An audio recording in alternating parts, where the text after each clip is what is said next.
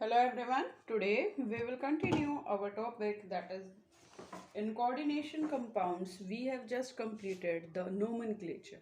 After nomenclature बेटा हमारा next जो टॉपिक शुरू हो जाता है बेटा, इसमें जो एक तो आपका सिलेबस में कट चुका है बेटा आइसोमेरिज्म।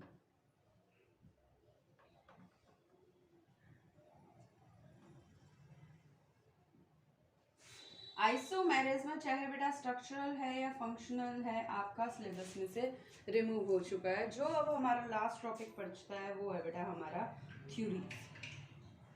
एप्लीकेशन भी नहीं है इसमें, और जो हमारा बचता है that is the theories. Theories वाला सेक्शन हमारा इस चैप्टर में से बचता है बेटा। थ्योरीज में हम स्टार्ट करते हैं हमारी फर्स्ट थ्योरी जो इसके अकॉर्डिंग है बेटा, that is the Warners theory.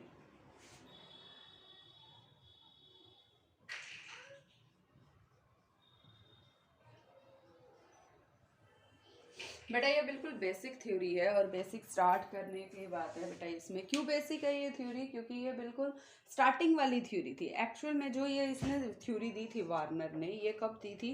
करीब 1800 में दी थी। 1800 का मतलब है बहुत स्टार्टिंग में, कि इसके बारे में जानकारी जो दी सबसे पहले वार्नर ने दी थी कि इस तरह के कंपाउंड होते हैं, इस तरह के उनके स्ट्रक्चर्स हो सकते हैं। मैं कुछ तो बताया था बेटा वार्नर ने इसके बारे में 1898 में। अकॉर्डिंग टू वार्नर थ्योरी, यानी वार्नर पोस्टुलेट्स क्या है, वार्नर की मेन थिंकिंग क्या है, क्या बात कहता है वार्नर कि कोऑर्डिनेशन कंपाउंड की दो तरह की वैलेंसीज होती है।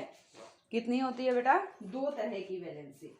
इसने इसको ऐसे डिवाइड किया, ऐसे आप करोगे तो आपको इजी पड़ेगा बेटा वार्नर थ्योरी में, कि दो तरह की कौन सी वैलेंसी है बेटा? प्राइमरी वैलेंसी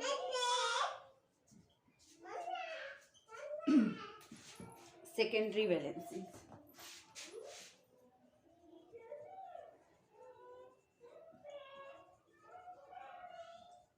प्राइमरी वैलेंसी को इसने क्या कहा? जो कॉम्प्लेक्स के अंदर से बाहर निकल जाती है, यानी आयोनाइजेशन। जैसे हमारे काउंटर आयंस बाहर निकल जाते हैं, लाइक दिस। और सेकेंडरी वैलेंसी जो है बेटा वो है हमारी नॉन आयोनाइजेबल। क्या है बेटा? नॉन आयोनाइजेबल मीन्स उसको हम ब्रेक डाउन यानी आयंस में ब्रेक डाउन नहीं कर सकते। और क्या कहता है बेटा वो प्राइमरी और सेकेंडरी वैलेंसीज के बारे में? उसने एक्सपेरिमेंट्स किए और अपने बातों को ध्यान में रखा कि प्राइमरी वैलेंसीज को उसने कहा काउंटर आयंस, या आप इसको कह सकते हो tells us about the oxidation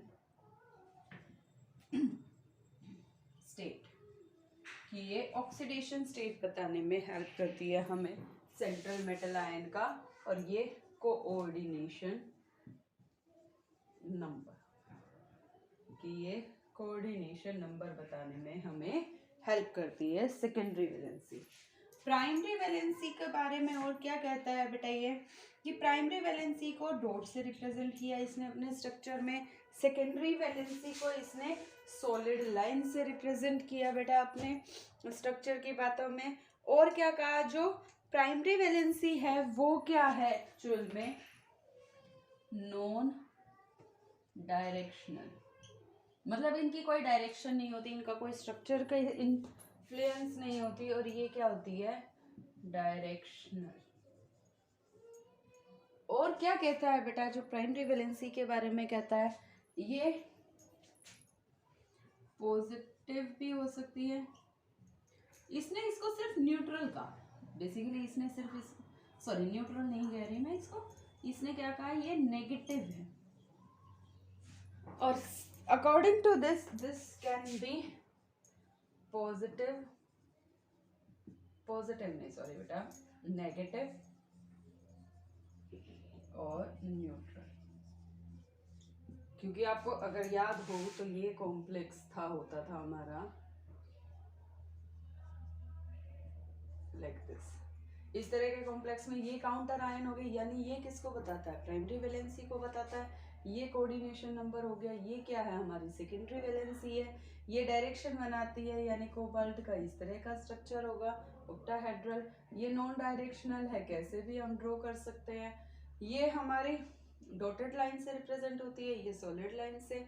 direction हो गई नेगेटिव चार्ज वाली, यानी ये नेगेटिव ही होगा, और ये न्यूट्रल और नेगेटिव दोनों हो सकते हैं।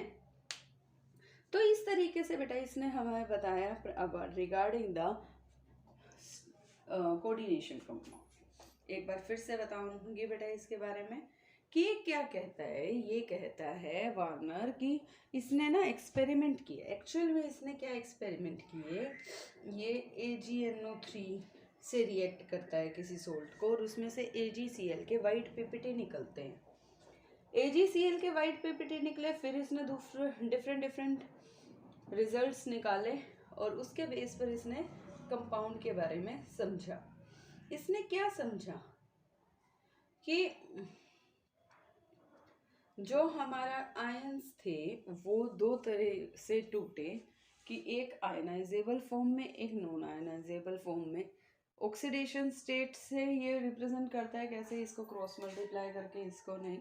अब इसने क्या समझा कि जो आयोनाइजेबल है, जो आयंस में टूट गई, वो तो AgNO3 के साथ रिएक्ट करके कोई सोल्ट बनाती है, लेकिन सेकेंडरी वैलेंसी जो है वो AgNO3 के साथ रिएक्ट नहीं करती।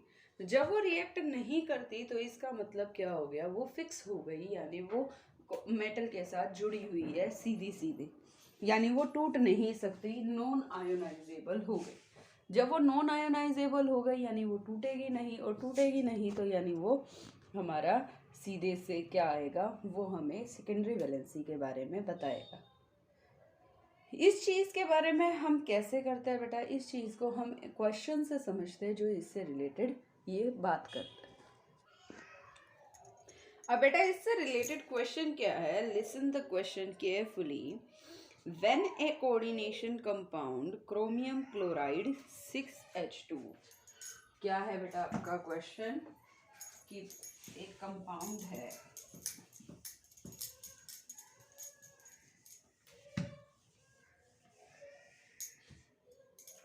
Chromium chloride 6H2। क्या है बेटा compound, chromium chloride 6H2O, coordination compound है। कहता है इज मिक्स्ड विद AgNO3, कि इसको AgNO3 के साथ मिक्स किया। ठीक है भाई, जब AgNO3 के साथ ये इस कंपाउंड को मिक्स करता है, then what happen, 2 moles of AgCl are precipitated from this compound। 2 moles कितने बाहर निकले बेटा, 2 moles of AgCl। एक बात याद रखना, जब AgNO3 रिएक्शन में आता है तो वो किसके साथ रिएक्ट करता है बेटा, क्लोरीन के साथ। यानी कितने ये क्लोरीन के मोल निकाल रहा है, 2, यानी 2 क्लोरीन बाहर निकाल रहा है। इसका मतलब आपके कॉम्प्लेक्स के बाहर कितने क्लोरीन हो गए, 2। यानी आपका स्ट्रक्चरल फॉर्मूला क्या हो गया, क्रोमियम एक्वा क्लोराइड, एक अंदर और 2 बाहर। 2 बाहर क्यों, क्योंकि आयोनाइजेबल है ना ये, 2 बाहर, काउंटर आयंस 2 बाहर हो गए। क्रोमियम टोटल 6 बॉन्ड बनाने हैं बेटा, ये याद रखना। एक तो अंदर रह गया, 2 बाहर हो गए, तो यहाँ कितने बचे, पानी के 5 मोल। अगर वो आपसे कहता 2 मोल्स की बजाय 3 मोल्स ऑफ AgCl, 3 मोल्स का मतलब क्या हो गया कि इसके तीनों के तीनों मोल क्या हो गए, आयोनाइज हो गए। यानी वाटर मॉलिक्यूल ने कॉम्प्लेक्स बनाया विद 6 कोऑर्डिनेशन नंबर। अब in a similar tone let's take one more example कि FeSO4 solution is mixed with ammonium sulfate solution। FeSO4 solution mixed with ammonium sulfate solution in 1:1। ठीक है, फिर कहता है gives the test of iron 2 positive, ये है, ये test देता है Fe2 पॉजिटिव का, ठीक है। फिर कहता है but CuSO4 solution mixed with ammonia, CuSO4 solution mixed with ammonia, it does not give the test of copper in ratio 1:4, 1:4, यानी 4 अमोनिया। ये इसके साथ टेस्ट क्यों नहीं देता कॉपर का, जबकि वो तो टेस्ट देता है आयरन का। इसका कारण है बेटा Fe2 पॉजिटिव क्या है, वहां पर आयोनाइजेबल है, यानी वो कॉम्प्लेक्स का हिस्सा नहीं है सेंट्रल मेटल आयन। जब वो मेटल कॉम्प्लेक्स का हिस्सा नहीं है तो ये किसका फॉर्मूला हो गया, ये फॉर्मूला हो गया बेटा डबल सोल्ट का। किसका फॉर्मूला हो गया बेटा, ये डबल सोल्ट का। और ये किसका फॉर्मूला है, ये कोऑर्डिनेशन कॉम्प्लेक्स का फॉर्मूला है। Is it clear? दोनों में क्या डिफरेंस है, एक हमारा डबल सोल्ट है और एक हमारा कोऑर्डिनेशन कॉम्प्लेक्स है। Is it clear?